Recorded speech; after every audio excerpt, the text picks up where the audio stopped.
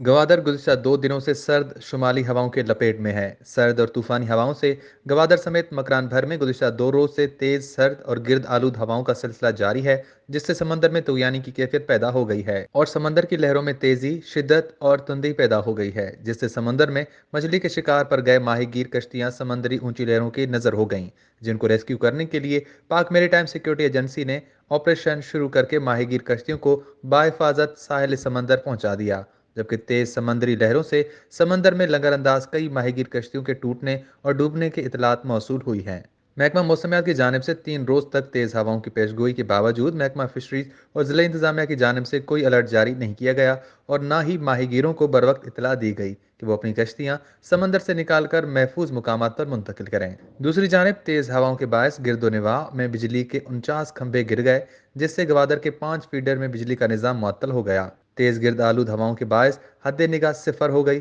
Makran coastal high وے، marine drive, جناح avenue اور سید Hashmi avenue کئی مقامات پر مٹی اور ریت جمع ہونے کے سبب ٹریفک کی روانی شدید متاثر ہوئی ہے۔